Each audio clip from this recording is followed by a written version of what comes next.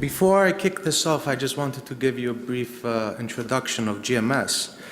It was established in 1992. The CEO, President Dr. Anil Sharma, from the US. He started buying US Navy ships, buying them, taking them to India for recycling purposes.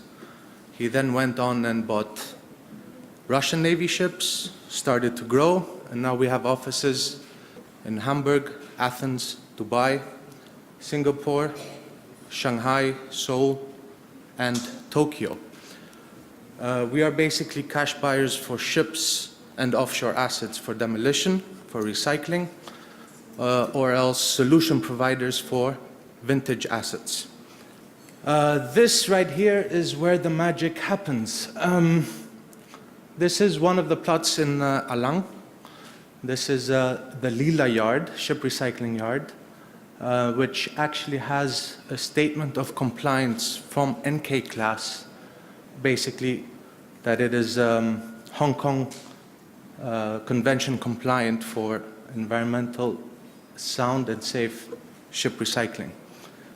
So just to explain briefly, here's where the vessels get beached. They then get secured, and the cutting procedure happens vertically, and the ship slowly gets pulled further up and up. Here you have the lane where you have the crane for lifting the heavier ones onto the other side, getting cut into smaller pieces, which then get transported to rolling mills. I don't want to get too technical about this, but this is just the gist for you to understand. The main problem in today's market is that there's an excess supply where we have a very weak overall demand. Last year, in 2015, the dry bulk fleet grew at around 2.5–3%, and is expected to grow further by another % or so this year. And this mainly happened due to the heavy orders that were placed in 2014, where many ship owners believed in the eco ships. Had they known that the price of oil had come off by more than 50–60%, I don't think this would have happened. In regards to new building deliveries, around 13.2 million deadweight of new tonnage was delivered in the first 2 months of 2016, which is a significant increase compared to last year, where it was around 11.6 million deadweight.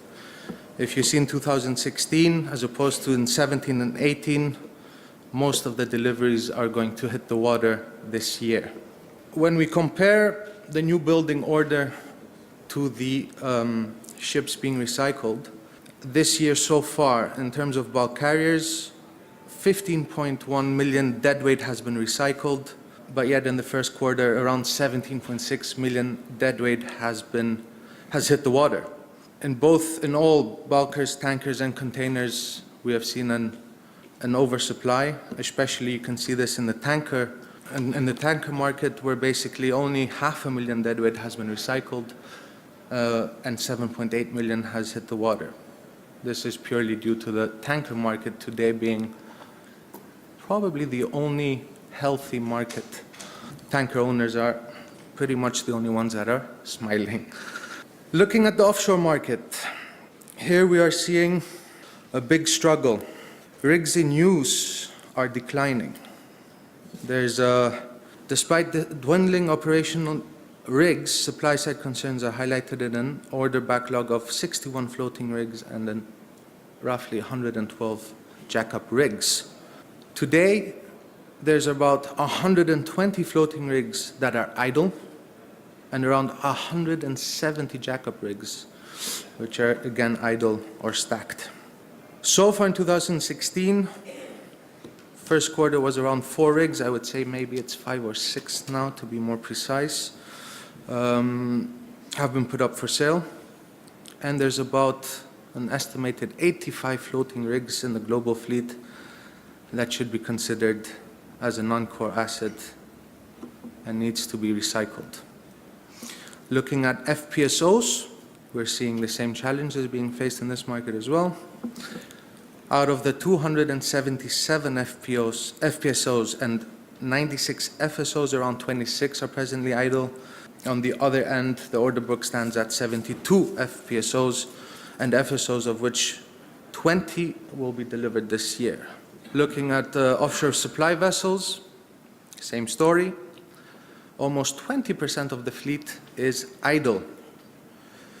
With more new buildings entering the market in 2016 and 17 and crude oil at the present levels, recycling is undoubtedly the only option. There is, of course, another option, but whether and how vital it is a different question. You can either recycle or you can lay the asset up. Laying up, though, tends to push the problem back further. In Piraeus, there's rumors that there were, for bulkers only, at Piraeus port, they say around 500 applications have been made for laying up their vessels, including Panamaxes, Capesizes, everything. So, what we can conclude is the only realistic way to eliminate supply-demand distortions in shipping and offshore is via recycling of older tonnages. Now, looking further into the general trends, 2016 promises to be one of the busiest years for ship recycling. So far in 2012 was the record year. The second record year was 2013, and then we look back into 1985, where literally ships from the new building yard, VLCCs especially, headed straight to recycling. Now we can see again about 2 million deadweight more new buildings in 2016 in the first quarter has been witnessed. And BIMCO forecasts around 40 million deadweight to be recycled in 2016 against 30 million deadweight recycled in 2015. So roughly 30% more this year. So we are going to be busy. Looking back, 2006, 2007, 8, 9, up until maybe 2010 and 11, roughly the average age for ships being recycled was around 30 years old. Last year and this year, this average has come significantly down. We are seeing Capesizes coming 2000 built, 2001 built. We've seen containers built 2002. So you see more modern ships are losing money across the board, and yet the only option is for them to be recycled. Now, as per Clarkson's Plateau Securities, the equivalent of around, they claim, the equivalent of around 340 Capesizes need to be broken up before earnings can return back to normal. This is quite a heavy statement, so we still have a long ways to see some balance in the market again. A few market participants are suggesting that some sort of forced recycling mechanism should be implemented, whether it's from an insurance perspective or from an environmental perspective. Something needs to be implemented in order to force older tonnages out of the market.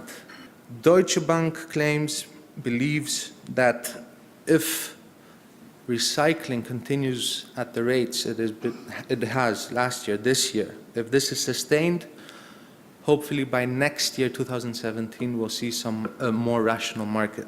According to a Greek broker, one of my friends as well, Mr. Kodomichis from Intermodal, he quotes, "Until last October, dry bulk vessels built before 1995 could not easily find buyers. Today, these vessels, now over 15 years old, have completely ceased to attract any interest.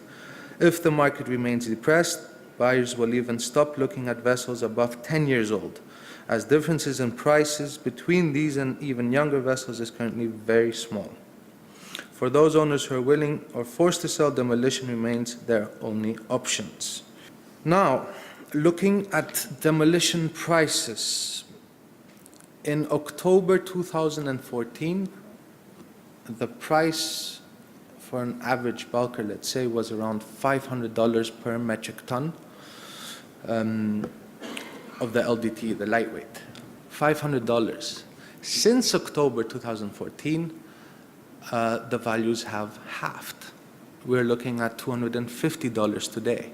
And despite this heavy downfall in the market, you're still seeing the recycling activity at its peak. Now, why is ship recycling important? First of all, it completes the cycle. It is necessary. It is vital. It is an evergreen industry that balances and encourages new buildings and, of course, directly affects other segments of the industry to ship repair into new buildings. Resources generated by one industry can be used by others. Example, spares, machinery, and steel can be used cost-effectively in ship repair yards. If you look at it from an economic aspect, globally the annual turnover in ship recycling is around 3 billion. India, being the largest market, equates to around 1 billion just alone in India, where there's 131 operating yards. In total, there's around 170. It creates 25,000 direct employment positions. This is in India, and overall around 50,000 total employment. About 300 ships get recycled annually in India alone. And during the record year, we see that it was around 425. In India, this also creates around 1,000 crores in taxes and other revenues. It gets rid of older, less fuel-efficient vessels. It's a more environmentally friendly way of making steel.